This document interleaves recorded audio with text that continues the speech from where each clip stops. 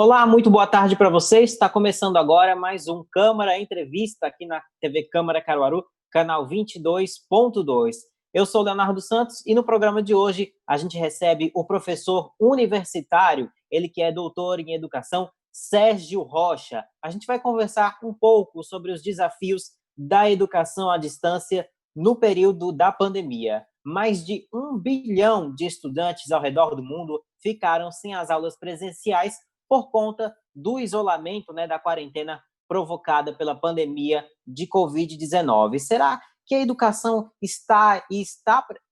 será que a educação esteve e está preparada para enfrentar os desafios do ensino à distância? Hoje nós vamos conversar um pouco sobre esse assunto. Professor Sérgio Rocha, seja muito bem-vindo ao Câmara Entrevista de hoje, para falar um pouquinho aí sobre os desafios da educação. E eu já queria começar perguntando para você como é que a educação tem se transformado nesse período de pandemia, né? O que a gente tem visto, né, os desafios da educação nesse período agora de crise? Ô, Leonardo, obrigado a todo mundo, né, que está envolvido, aos telespectadores, boa tarde, primeiramente. Olha, são muitos os desafios, viu? A gente tem notado que o processo pandêmico tem acelerado absurdamente os processos. Então, algo que nós já imaginávamos que em breve aconteceria, como o processo do fortalecimento da educação à distância, ele acabou sendo forçosamente acelerado. E para ser bem sincero, é um grande aprendizado para todos nós, né? Tanto a parte gestora, tanto a parte institucional propriamente dito, assim como os professores, os próprios alunos, todos estão aprendendo, diante dessa nova conjuntura, como se portar. Basicamente, com relação às minhas aulas, nós não tivemos tantas alterações, a não ser a dinâmica de apresentação, né? Porque eu continuo ministrando as aulas no mesmo horário, nos mesmos dias que habitualmente, mas a realidade é que nem para todos os professores permanece dessa forma. Então, a gente tem lidado com muitas mudanças, muitas possibilidades, e é preciso, diante de tudo, uma forte força de vontade mesmo para aprender e para poder driblar todas as dificuldades. Eu vi uma frase um pouco sobre essa questão dos desafios que falava o seguinte: professor não é youtuber, né? Falando aí que o professor ele não é um produtor de conteúdo que é habitual, que já está sabendo trabalhar com câmera, com edição de vídeo, né? Já que algumas disciplinas e algumas instituições dependem disso para poder fazer as aulas. Qual a sua opinião na visão disso? Acredita que falta um investimento por parte, por exemplo, do poder público em relação à educação nesse sentido? Ou falta também preparo dos professores, por exemplo, os professores de mais idade, né? Talvez pudessem ter um pouco mais de saber lidar com as novas ferramentas. Qual a sua visão sobre isso? Leonardo, como a gente está falando, né, não teve muito tempo para isso. A gente precisou, de uma forma ou de outra, saber fazer. De fato, você fala muito bem, essa frase condiz muito com a realidade, né? Nós não somos youtubers, né? Mas a verdade é que nós somos, digamos assim, facilitadores de um conhecimento. Então, por mais que nós tenhamos a dificuldade no processo tecnológico, mas nós temos ali a vontade de fazer acontecer. E eu acho que dentro de toda essa conjuntura, o que precisa existir é a vontade de fazer acontecer. Porque na vontade, nós, professores que temos um pouco mais de habilidade com a tecnologia, então nós tentamos fazer coisas diferentes, nós buscamos a criatividade a favor. Aqueles que não têm tanta prática, estão em busca de como melhorar a sua forma de apresentação. Então, você coloca muito bem quando existem professores, e principalmente se nós pensarmos aí em ensino médio, ensino infantil, de fato, nós temos professores gravando aulas, editando vídeos, e é claro que isso, por hora, ele não é exigido do professor. Eu acho que não existe instituição essa que está exigindo que o professor faça algo de maneira absurdamente incrível. Mas o que eu acho, diante de tudo, é que nós estamos num processo que, se soubermos conduzir, vamos sair mais fortes. Em que sentido? De fato, nós precisamos aprender com o que está acontecendo agora. Nada mais será como era antes, né? Tudo vai mudar. E, de fato, nós precisamos apoiar mais, é preciso que haja não só investimento, mas interesse por parte do processo de transformar esse professor num elemento capaz e hábil de comunicar-se virtualmente. Saiu eu acho que dia desses, eu não lembro a data, tá? Teve uma entrevista, não, deixa eu me lembrar, foi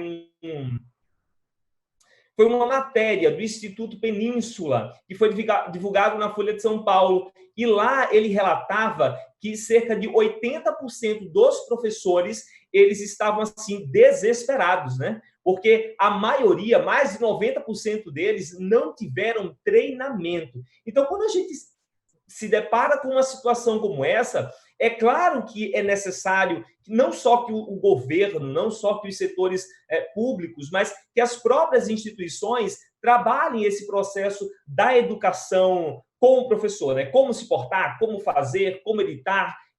Isso vai acabar sendo uma necessidade. Antigamente, nós tínhamos processos de capacitação na qual nós buscávamos como aumentar a interação com o nosso aluno dentro da sala de aula. E agora nós precisamos incluir nesses processos de capacitação essa possibilidade, né, de desenvolver a habilidade da comunicação à distância, da comunicação virtual. Uhum. A gente ouve falar muito, e você até comentou aí, sobre um novo normal, que a gente vai precisar se adaptar a partir de agora, com a baixa da pandemia, né, ou até o fim, né, se tudo der certo para a gente. No quesito, no tocante à educação, o que seria isso, né? Será que a gente teria a inclusão de mais aulas EAD? A gente teria uma capacidade melhor, uma capacitação melhor dos profissionais da educação para lidar com as aulas à distância, já que vai ser um processo um pouco longo para poder reunir novamente os alunos em sala de aula, para poder aglomerar bastante gente, né? Qual a sua visão sobre isso? É preciso entender que, a partir de agora, nada será de curto prazo. É preciso entender que tanto o preparo do professor, assim como o resgate desses alunos, e aí, quando a gente fala de alunos, a gente fala de uma classe extremamente heterogênea acerca do conhecimento, nada vai ser de curto prazo. A coisa vai acontecer realmente a longo prazo. Vamos precisar de tempo para que, né, tudo se normalize e para que, propriamente, o novo normal ele se restabeleça. Como será futuramente? Nós não podemos afirmar como será futuramente. Agora, nós podemos entender e perceber que existem alguns elementos que vão ficar. Por exemplo, o fortalecimento, o vínculo, por exemplo, se a gente pensar para ensino infantil, ensino dos jovens, a gente vai ter uma relação de escola com os pais muito mais fortalecida. Isso vai precisar acontecer. Quando a gente fala da educação de uma maneira geral, e aí voltando-se mais para a educação superior, a gente percebe que esse contato virtual ele vai acontecer de maneira mais frequente. Não tem como agora nós acharmos que todo esse aprendizado, que toda essa dinâmica do agora, ela vai ficar para trás. Não, ela será incorporada dentro de um contexto que nós já tínhamos. Agora, como de fato ficará, nós ainda não sabemos. Pontos que possivelmente serão fortalecidos com tudo isso que nós estamos vivendo agora na pandemia. A relação entre pais e professores, escolas, a otimização dessas ferramentas virtuais, tudo isso vai ficar. E, sem sombra de dúvida, esse pensamento de todos nós, professores, alunos, mas também dos gestores e daqueles que fazem a instituição de fato, que é necessário preparar os nossos professores e é necessário também pensar em métodos para que os alunos possam aprender mesmo à distância. Isso vai acontecer. Isso já estava acontecendo e agora aconteceu. E a partir desse momento, pós-pandemia, o que nós vamos ter é uma otimização desse processo.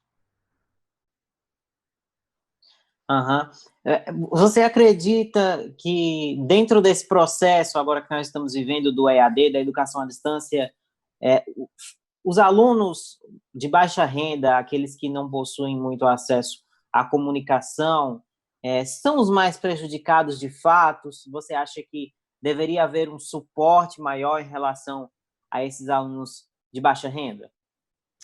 Leonardo, isso é um grande questionamento.